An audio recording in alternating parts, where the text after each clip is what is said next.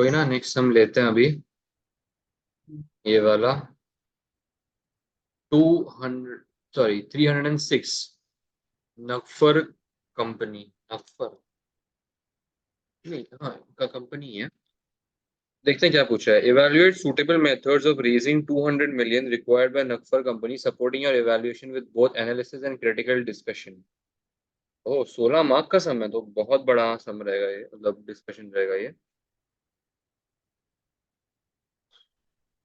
पिछले साल के कुछ दिए हैं। ठीक है। Notes the long term borrowing 6% rate bonds that are repayable in 2018। तो भाई 2 महीने के लिए ही है। हम फिलहाल कौन से साल में बैठे हैं वो उन्होंने बताया नहीं है ना।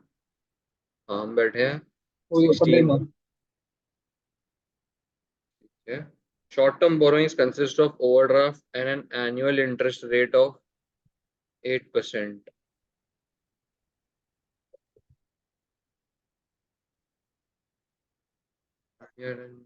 ठीक है। फिर the current assets do not include any cash deposits.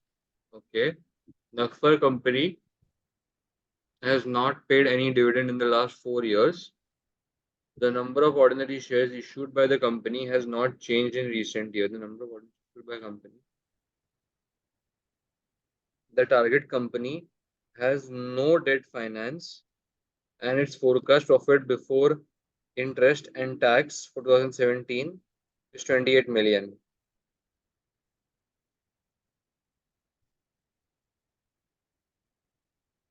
Profit before tax. She.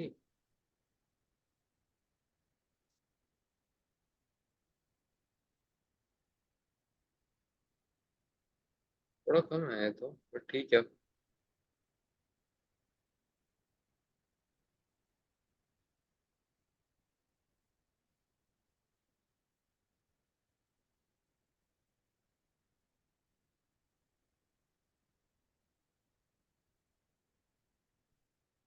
Profit before interest and tax, मतलब ऑपरेटिंग प्रॉफिट में इन लोग 28 मिलियन ही एम कर रहे हैं। ना कम क्यों हुआ समझा नहीं, बट ठीक है। विशेष टू रेज 200 मिलियन, हमको 200 मिलियन रेज करने हैं। कुछ हमारे पास ऑप्शंस है, लेकिन बेस्ट वे कौन सा है हमें एनालिसिस से बताना है और क्रिटिकल डिस्कशन करना है उसके ऊपर। The long term borrowings are 6% bond and are repayable in 2018. These are long term borrowings, however they will be payable in the very next year. 6% bonds, so it will be, तो 6 million का almost, 6 million नहीं, 600 का almost interest आएगा। Hmm. Operating profit,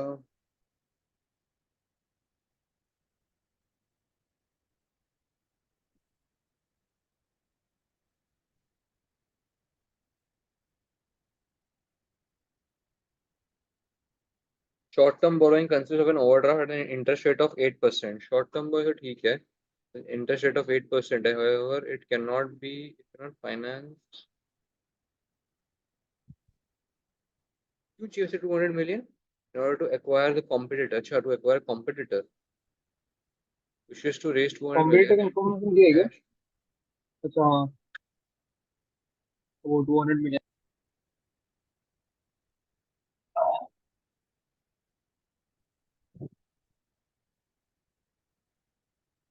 gross profit, क्या बोल रहे हैं? इनका ग्रॉस प्रॉफिट देख सकते हैं वैसे, प्रॉफिट डिटरमाइन करने के लिए। हम्म। Operating profit, sorry, 56.7। तो अभी निकालेगा क्या फिर? मैं भी वही निकाल रहा हूँ, ऑपरेटिंग प्रॉफिट निकाल रहा हूँ। इनका कितना है, 189.3। तो इनका 29.9 पे ऑलमोस्ट 30% है। और पिछले साल से 50.1 डिवाइड बाई 156.6, उससे थोड़ा कम हुआ है। पिछले साल से ऑलमोस्ट 2% कम हुआ है इनका रेवेन्यू, ऑपरेटिंग प्रॉफिट। पहले इनका ये बढ़ गया है रेवेन्यू। उसके बाद फाइनेंशियल चार्जेस हम्म। भी इस साल 2016 में बढ़ गए हैं। तो जो अगले साल जब हम जाएंगे हम्म। तो उस साल में भी बढ़ने ही वाले, तो इसलिए डेट फाइनेंस नहीं लेना चाहिए लॉन्ग टर्म और शॉर्ट टर्म का। The current assets do not include any cash deposits, current assets में कोई कैश डिपॉजिट है ही नहीं, मतलब सारे के सारे रिसीवेबल्स और इन्वेंट्री है, विच इज बैड। भाई ये तो वर्किंग कैपिटल पे स्लो हो जाएगा या फिर स्टक हो जाएगा लिक्विड, कैश कैश। हाँ तो लिक्विडिटी इफेक्ट हो जाएगी। और फिर हम्म। नैगफर ने कोई डिविडेंड भी नहीं पे किया पिछले 4 साल से, तो शेयर होल्डर का ट्रस्ट या शेयर होल्डर के लिए वो उतना अट्रैक्टिव भी नहीं है। नंबर ऑफ, तो मतलब ये लोग के पास कैश स्टक हो रहा था इसलिए लोग ने एक लोन लिया इसलिए लोग का फाइनेंस चार्जेस बढ़ा बराबर। हाँ बराबर। और ये लोग अभी कैश स्टक हो जाएगा फिर भी ये लोग को और लोन लेना पड़ेगा। तो ये यही बोल रहे हैं ना कि ये लोग एक्चुअली और लोन लेना चाहते हैं, ये लोग और 200 मिलियन एक्वायर रेज करना चाहते हैं ताकि ये एक कॉम्पिटिटर को बाय कर सके। इन लोग का क्या है, hmm. The number of ordinary shares issued by the company has not change in recent years. कितना कंपनी कितना इशू कितना किया है लेकिन फिर, अच्छा वही ढूंढना है, sorry.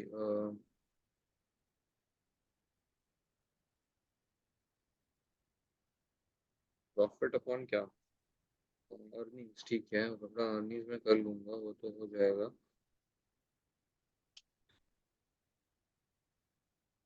Target company has no debt finance and its forecast profit before interest and tax in for 2017 is 28 million. Target company मतलब वही competitor ना, कॉम्पिटिटर। competitor का खुद का 28 मिलियन ही का ही प्रॉफिट बिफोर टैक्स बन रहा है, इंटरेस्ट एंड टैक्स बन रहा है। तो ये आगे चल के प्रॉफिट तो नहीं देने वाला या उतना प्रॉफिटेबल नहीं बनने वाला, तो ये सही तो नहीं है। और मुझे नहीं लगता कि ये 200 मिलियन रेस करनी चाहिए इस उम्मीद में कि कंपटीटर को बाय कर पाए, क्योंकि खुद तो की, शायद इसके लिए बोल रहा है कि 200 मिलियन वैल्यूएशन है फॉर 28 मिलियन रेवेन्यू इसलिए इसको बोल रहा है तो ये सब। नहीं नहीं, wishes to raise 200 million in cash, वो लोग 200 मिलियन निकालना चाहते हैं कैश में in order to acquire the competitor, यानी कि ये बल्कि कॉम्पिटिटर का उसका प्रॉफिट ही कम है।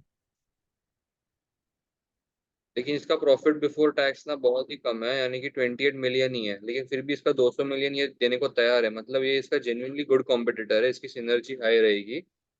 हम्म। कोई डेट फाइनेंस नहीं है, तो हाँ डेट वापस देने की जरूरत तो नहीं है वैसे, एक एडवांटेज भी बन सकता है, लेकिन कितना एडवांटेज बनेगा, 28 मिलियन का प्रॉफिट है। राइस भी कैसे करेंगे लोन लेके। इनका करंट रेशियो तो कितना आता है? शेयर का तो हम्म। किसका इनका किसका करंट किसका। रेशियो कितना है, 211 अपॉन वन, नहीं 5, 211 अपॉन 190, ठीक है अच्छा खासा रहेगा वो, ठीक है 211 डिवाइड बाई 190, ठीक है 1.15, नॉट बैड। 1.11 है तो 1 से तो ऊपर ही है बेटर है। ठीक है, ज़्यादा भी खास नहीं है उसका। इनका प्रॉफिट आफ्टर टैक्स इंक्रीज ही नहीं हुआ है as compare to the revenue, which is bad, यानी कि ये लोग ओवर ट्रेडिंग कर रहे हैं, ओवर कैपिटल, अंडर कैपिटलाइजेशन है। ये सारे मेरे पॉइंट्स थे, पर देख लेते हैं लोगों ने क्या बोला है। 16 मार्क का इतना बड़ा तो रहेगा ही रहेगा यार, 100%। Nafar company is looking to raise 200 in cash in order to acquire a competitor. Any recommendation is as to the source of finance to be used by the company must take account of recent financial performance of the company, its current financial position, and its expected financial performance in the future, presumably after the acquisition has occurred. Recent financial performance. The recent financial performance of Nagpur company will be taken into account by potential providers of the finance because it will help them to form an opinion as to the quality of management running the company and the financial problems the company may be facing. Analysis of the recent performance of Nagpur company gives the following information. The operating profit इतना था, तो इनका net profit margin, मतलब कहीं ना कहीं मुझे लगता है ये लोग हाँ मतलब ऑपरेटिंग प्रॉफिट मार्जिन ही बोल रहे हैं। इंटरेस्ट कवरेज रेशियो निकाल सकते हैं। Revenue growth as compare to the last year वो निकालना है ना, ठीक है वो भी एक मिनट एक बार निकाल देखते हैं। 189 डिवाइड बाय 189.3 डिवाइड बाय 156.6, तो 20.88 का आता है इनका रेवेन्यू ग्रोथ। हाँ ठीक है, वो भी निकालेंगे। Operating profit growth, finance charges growth, obviously finance charges growth हर साल इंक्रीज हो रहा है क्योंकि जेन्युइनली काफी ज्यादा लोन ऑलरेडी लेके बैठी है company. Profit after tax growth, अच्छा उन्होंने एक एक साल का ही निकाला, उन्होंने रेवेन्यू और प्रॉफिट को नहीं कंपेयर किया, ठीक है। Geometric growth calculated as last figure upon oldest figure, last figure upon oldest ये फिगर। ग्रोथ का फॉर्मूला ना? हाँ ये ग्रोथ का formula, number of time period period between between the figures, figures. Growth ही है ये। 15.6, एवरेज 10.8, ठीक है। ये इतना, ये तो मुझे इतना फालतू में ज्योमेट्रिक एवरेज, मैं तो ये नहीं निकालता। One positive feature indicated by the analysis is growth in revenue, which grew by 23% in 2015 and by 21% in 2016. क्या बोला 21?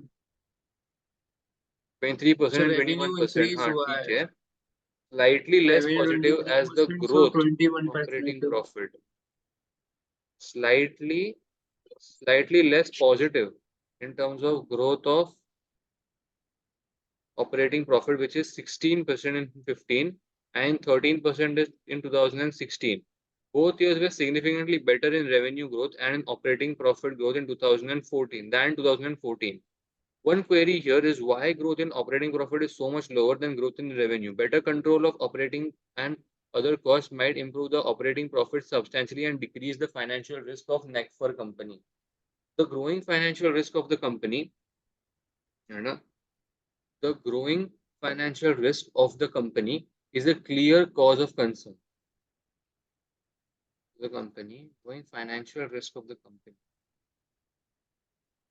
The interest coverage ratio has declined each year in the period under review and has reached a dangerous level in 2016. कितना हुआ है वो? 3 times हो गया, ठीक है।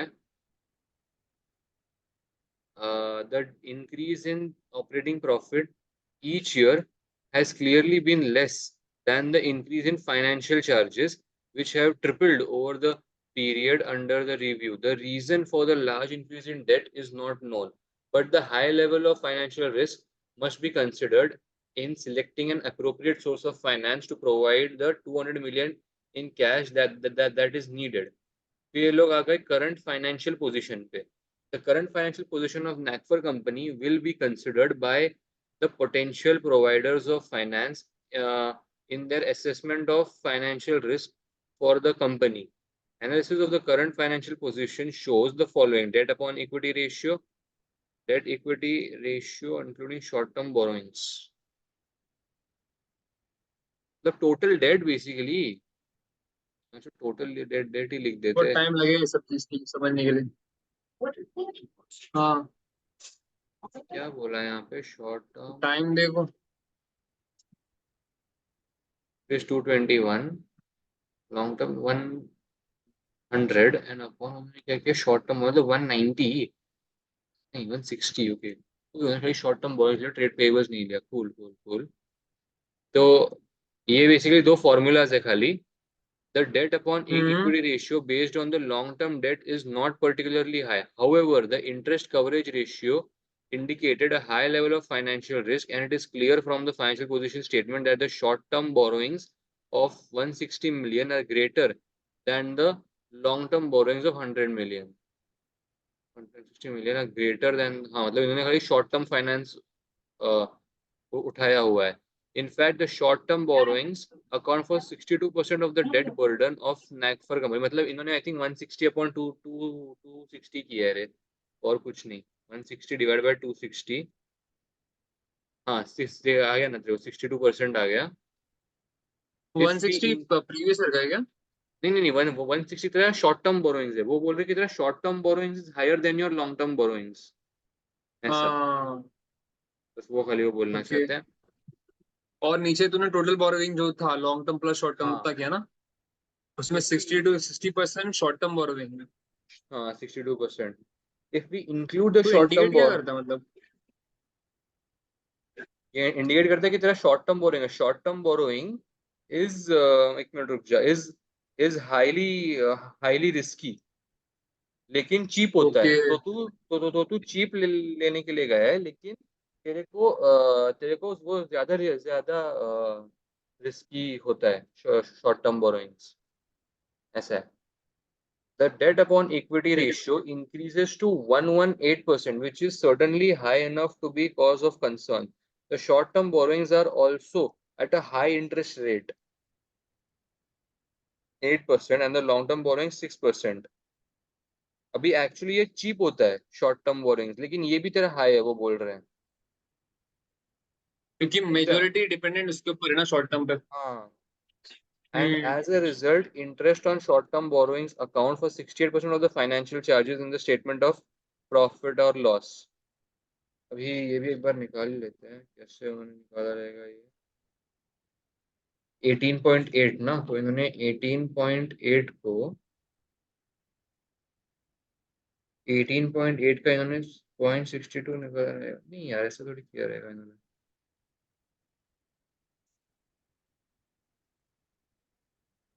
शॉर्ट टर्म का रेट कितना है? 8% ना, तो इन्होंने क्या किया रहेगा, हम्म। 160 का 8% लिया रहेगा। एंड लॉन्ग टर्म बोनस कितना? 6%। कितना था लॉन्ग टर्म बोनस? 100। तो इसका इन्होंने 6% लिया रहेगा, 6, इज ओके। 18.8। तो अभी 18 पॉइंट, तो अभी ये जो शॉर्ट टर्म बोरिंग्स है, इसका ये कितना है? तो ये आता है तेरे को 68%। फाइनेंशियल चार्ज था 68% बना था। ये एक नई बात थी मेरे लिए कि और मतलब। लॉन्ग टर्म का कितना है? 22% ना, 23% रहेगा। हम्म। जितना मतलब उसका कम रहता है उतना 32% रहे। 32%। ये भी हो गया। फिर ये, it should also be noted that the long term borrowings are bonds that are repayable in 2018. Nagfar company needs therefore to plan the redemption and refinancing of 100 million of debt in 2 years' time, a factor that cannot be ignored when selecting a suitable source of finance to provide 200 million of cash needed. कहाँ से भाई? नहीं कर सकते भाई ये लोग। Recommendation of suitable financing method. There are strong indications that it would be unwise for Nagwar company to raise 200 million of cash required by means of debt finance. For example, the low interest coverage ratio and high level of gearing. If no further debt is raised, the interest coverage ratio would improve after the acquisition due to the increased level of operating profit. एक minute, if no further debt is raised, the interest coverage ratio should improve after acquisition due to increased level of operating profit. हाँ ठीक है, तेरा operating profit बढ़ गया तो 4.5 times हो गया। Assuming that 200 million of 8% debt is raised, assuming that 200 million and that 200 million of 8% debt is raised, the interest coverage ratio would fall to 2.4 times and the debt equity ratio would increase to 208%। कि 260 and ये तूने सब 200 अपने दो gearing 200 ratio का ना, date लिया। हाँ, गियरिंग रेशो ना ये, डेप्थ ये अपॉन इक्विटी गियरिंग वाला। रेशियो डेट अपॉन इक्विटी नहीं, ये गियरिंग थोड़ी है, ये इन्वेस्टिंग रेशियो है शायद ये, if I am not wrong. Gearing ratio वो था ना, fixed cost upon variable cost upon हाँ हाँ। Profit before interest and tax, ऐसा कुछ तो था वो। मैं देखता हूँ, मैं बाद में मैं बताता हूँ। If convertible debt were used, the increase in gearing and a decrease in interest coverage would continue only until conversion occurred. Assuming that company's share price increase sufficiently for conversion to be attractive to bondholders, once conversion occurred, the debt capacity of the company would increase. Once conversion occurred, debt capacity of the company would increase due to both on to liquidation of the convertible debt and issuing new ordinary shares to the bondholders. In the period until conversion, however, the financial risk of the company, as measured by gearing and interest coverage, would remain at a very high level. एक minute, हाँ, लेकिन ये क्यों डाला point? If the convertible debt were used, increase in gearing and decrease in interest coverage would continue. ये बोला तो नहीं है कन्वर्टेबल नोट्स के बारे में, बट ठीक है। if Nagfar company were able to use equity finance, the interest coverage ratio would increase to 4.5 times and the debt upon equity ratio would fall to 62%. Although the debt upon equity ratio is still on the high side, this would fall if some of the short-term borrowings were able to be paid off. Would fall. हाँ ठीक है, it would fall क्योंकि अगर numerator तेरा कम हो जाएगा ना date upon equity में. Although the recent financial performance of Nagfar company indicates that this may not be easy to do so, the problem redeeming the current long-term bonds in 2 years also remains to be solved. However, since the company has not paid any dividend for the last 4 years, it is unlikely that the shareholders would be receptive to a right issue unless they were persuaded that dividends would be forthcoming in the near future. Acquisition of the competitor may be the only way of generating cash flows needed to support dividend payments. ठीक है, ये तो point आता था. A similar negative view could be taken by new shareholders if Nagfar company were to seek to raise equity finance via placing or public issue. ये तो नहीं समझा, but similar negative view could be taken by new shareholders if Nagfar company were to seek to raise equity finance via placing or public issue. Public issue तो ठीक है, लेकिन placing क्या मतलब?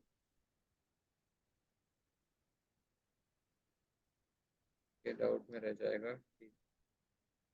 Sale and lease back. Sale and leaseback of non-current assets could be considered. Although the nature and quality of the non-current assets is not known, the financial position statement indicates that Nagfar company has 300 million of non-current assets, 100 million of long-term borrowings, and 160 million of short-term borrowings. Since its borrowings are likely to be secured on some of the existing non-current assets, there appears to be limited scope of sale and leaseback. Sale and lease back में क्या था कि मैं तेरे को बेच दूंगा वो एसेट और फिर वही तेरे से लीज बैक पे ले लूंगा ना. हाँ, रेंट पे चढ़ा के ले लूंगा. रेंट पे चढ़ा दिया, बाद में रेंट खत्म हो तो वो दे दे मेरे को तो बहुत मशीन. लॉन्ग शॉट मारा यार बंदे ने, सेल एंड लीज बैक तक चला गया. एंड जब उसको सिक्योर करने की बारी आई कि ये सेल एंड लीज बैक है कि नहीं है, उसने कंपेयर किया कि मेरा शॉर्ट टर्म बोरिंग्स और लॉन्ग टर्म बोरिंग्स किसके अगेंस्ट सिक्योर्ड है. तो सेल एंड लीज बैक नहीं हो सकता 40 मिलियन का ही सिर्फ नॉन करंट एसेट्स. बहुत ब्यूटीफुल पॉइंट है, बहुत बड़ा लॉन्ग शॉट है. लास्ट के दो, venture capital could be considered, but it is unlikely that such finance would be available for an acquisition and no business case has been provided for the proposed acquisitions. While combinations of finance could also be proposed, the overall impression is that Nagfar is in a poor financial health, and despite its best efforts, it might not be able to raise 200 million in cash, but that it needs to acquire its competitor. शोध यार, मतलब English हर एक language को कितना सरल बना देता है कि नहीं, मत कीजिए ऐसा. इसका एक्चुअल है कि भैंसो औकात में ले, औकात में ले पुअर तो फाइनेंशियल हेल्थ.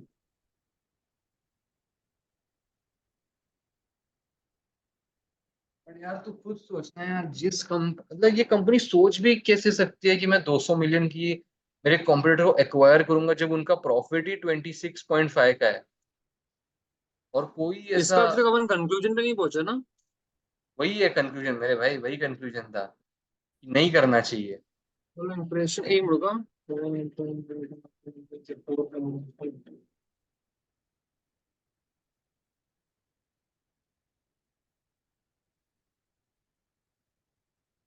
मतलब ये लोग बोल रहे हैं कि 200 मिलियन का वैल्यूएशन सही है, बट हम नहीं ले पा रहे, इसलिए हमारी गलती है.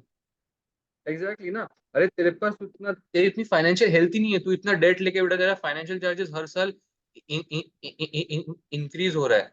तेरे पास एक ऑप्शन था कि तू डेट हम्म. फाइनेंस, कि तू इक्विटी शेयर होल्डर से तेरे मंगवा सकता था पैसा, बट तूने उनको डिविडेंड ही नहीं दिया है इतने सालों से. तो वो लोग भी बोलेंगे कि कि तू क्या कर रहा है भाई, मतलब जैसे जैसे तेरे क्या बोलते हैं वो वो तो वही बॉस बात ने हो गई तेरे ना, को बोला. कि जोमेटो भी प्रॉफिटेबल हुआ नहीं है, मैनेज कर रहा है और स्विगी लेने की बात कर रहा है। अरे बॉस ने भी तेरे को वही बोला ना कि एक एक मिनट, तू ये क्या कर रहा है ये, बस वही है ये कि तू क्या कर रहा है ऐसा। Another level. अच्छा एक मिनट, एक सेक्शन ए कितने मार्क्स का था? 16। हम्म। सर ये क्वेश्चन नंबर ए का दिखा कितने मार्क्स का था? 16 मार्क का था ये देख। ए 16 16 मार्क। मार्क्स का था ना? एक लास्ट 4 मार्क का ही कितने बाकी है। पॉइंट्स? अच्छा इसके अपने ग्रेस। बहुत पॉइंट्स लिखे मुझे देख, मैं ना वही था कि जब मैंने इतना बड़ा आंसर देखा ना, उसमें हाँ इतना बड़ा तो होगा ही है आंसर आराम से। मैंने पहले ना सिर्फ ये रेशियोज कैलकुलेट किया और रेशियोज को एक्सप्लेन किया मस्त बैठ के, और उन्होंने मस्त अपने पॉइंट्स बढ़ाए।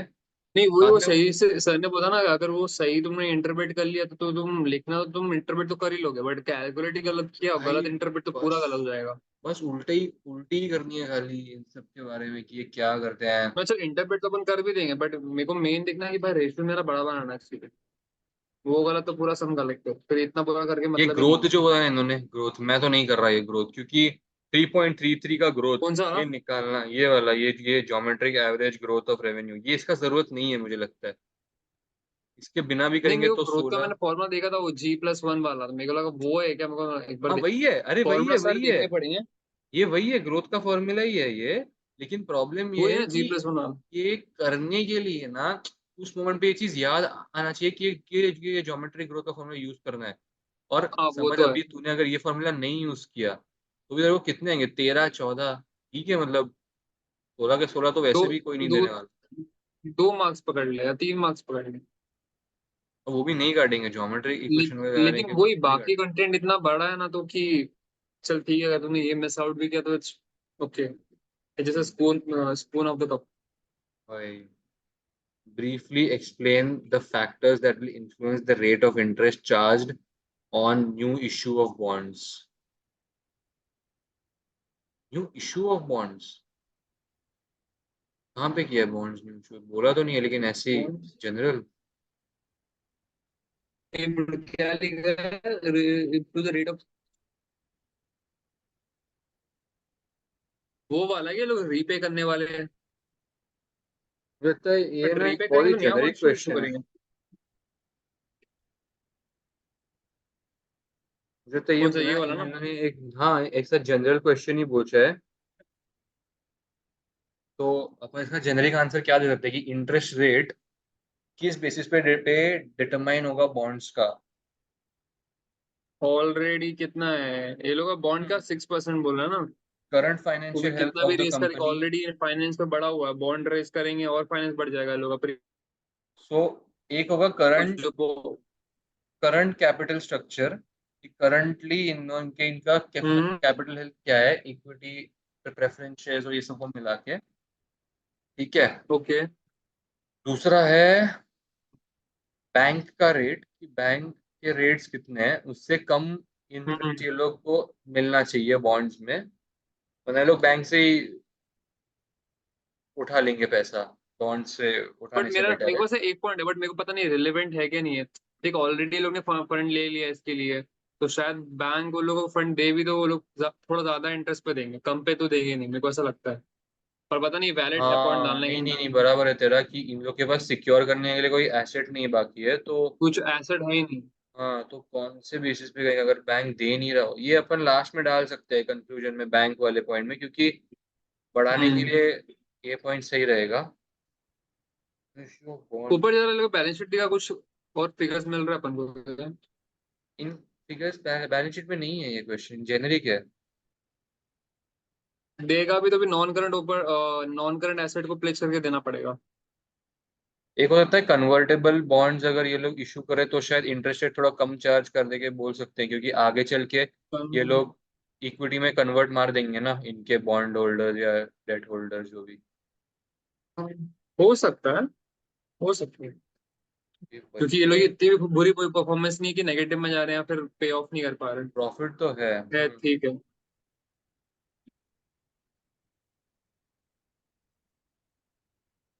इसका सेल तो बढ़ा, लेकिन इसका मेजोरिटी खर्चा किधर हुआ?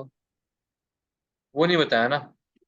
ने बोला है वही तो एडमिनिस्ट्रेशन नहीं समझ रहा एक्सपेंसेस मेरे को। अज्यूम कर लो, वो बोल रहा है एडमिनिस्ट्रेशन एक्सपेंसेस अज्यूम कर लो कि ज्यादा है, अगर उसको मैनेज कर लिया इन लोगों ने तो 2017 में प्रॉफिट ज्यादा आएगा। हाँ ओके ठीक है, मतलब सेल्स एंड एडमिनिस्ट्रेशन पे खर्चा किया। ठीक है। थियरी में दिखा इसका क्या लोग ने किया एक्सप्लेनेशन मुझे। थ्योरी आंसर ना, हाँ वही। Specific company specific factors, economic environment factors. अभी के है। Company specific factors. The interest rate charged on new issue of bonds will depend upon such factors as risk associated with the company and any security offered. बराबर, ये तो अपन ने बोला कि bank के लिए कौन सी सिक्योरिटी ऑफर कर रहा है और कैपिटल स्ट्रक्चर क्या है, ठीक है। The risk associated with the company will be assessed by considering the ability of the company to meet the interest payments in the future and hence its future cash flows and profitability as well as the ability to redeem the bond issue on maturity. Okay, redeem the bond एक issue minute, एक मतलब minute. पूरा payment. हाँ। The risk of associated with the company will be assessed by considering the ability of the company to meet interest payment in the future. Hence, the in the future cash flow and profitability, it will ability to redeem the bond issue on maturity. Okay, हाँ effect तो करेगा future cash flows. Where an issue of new bonds is backed by security, the interest rate charge on issue will be lower for an unsecured than for an unsecured bond issue. A bond issue will be secured on specific non-current assets such as land or buildings, and such is referred to as a fixed charge security. बहुत basic है, बहुत बहुत beautiful, ये तो आ जाता आगे। Economic environment factors. As far as the duration of the new issue of bond is concerned, the term structure of the interest rates suggests that the short term debt is usually cheaper than long term debt. हाँ, ये point question के starting में ये बहुत था, बोल। मैंने एक है बट ये हम्म। यहाँ पे डाल सकता था, राइट, भूल गया मैं। As that the yield cover slopes upwards with increasing term to maturity, the longer the duration of the issue of new bonds, therefore the higher will be the interest rate charged. The shape of the yield बराबर। curve, which can be explained by reference to liquidity preference theory and expectations theory and market segmentation theory, will be independent of any specific company. The rate of interest charged on the issue of new bond will also depend on general rates, the general level of interest rates in the financial system, and the general, this is influenced by the general level of economic activity. Upon inflation भी शायद यहाँ पे डाल सकते हैं अगर उन्होंने interest rate हम्म। डाला हुआ तो, in a given country, such as whether the economy is in recession, when interest बोला rates ना। tend to fall, or experiencing rapid economic growth, when interest rates are rising and the capital availability is decreasing. When interest rate rising, the capital availability is decreasing. कि ये थोड़ा सा पढ़ना पड़ेगा, ये इसको थोड़ा दिमाग लगा के मेरे को समझना पड़ेगा। ये बाद में करता हूँ मैं। The general level of interest rates is also influenced by the monetary policy decisions taken by the government or the central bank. For example, interest rates may be increased in order to exert downward pressure on demand and hence increase the inflationary pressure in economy. Yes, इसी बारे में बोला है, थोड़ा explain करना पड़ेगा। Order to exert downward pressure on demand and hence decrease inflation pressure. Okay हाँ ठीक है। थोड़ा पढ़ना पड़ेगा इन्फ्लेशन के बारे में मेरे को, मैं भेजा कोई वीडियो अगर इन्फ्लेशन का देखूंगा। भी ऊपर का वो भी, अपन वहां तक सही थे, वो लिक्विडिटी तक, फिर वो प्रेफरेंस हाँ, थ्योरी जो सर ने बताया, पीपीटी। पीपीटी था और दूसरा कौन सा था? IP, IPRT, interest interest rate hmm. Parity theory, IRPT. Interest rate will go high and currency will depreciate. Currency का इसमें है नहीं, मुझे लगता हाँ है इसमें नहीं है ये बट ऐसे ही बोल 15वां चैप्टर जो था ना मॉनेटरी पॉलिसी है उसका, अपन या करेंसी को 14वां रिप्लेस कर चैप्टर। देंगे ऐसे प्राइस से या फिर उसके कॉस्ट ऑफ द कैपिटल से। ये थोड़ा पढ़ना पड़ेगा, लास्ट वाला पढ़ना तो पड़ेगा। इकोनॉमिक एनवायरमेंट फैक्टर्स पढ़ना पड़ेगा। इसमें ऑडिट की तरह हो रहा है क्या, लाइक रिपीटेटिव, जैसे ये वाले हैं तो और भी दो तीन मैं वापस से ऐसे।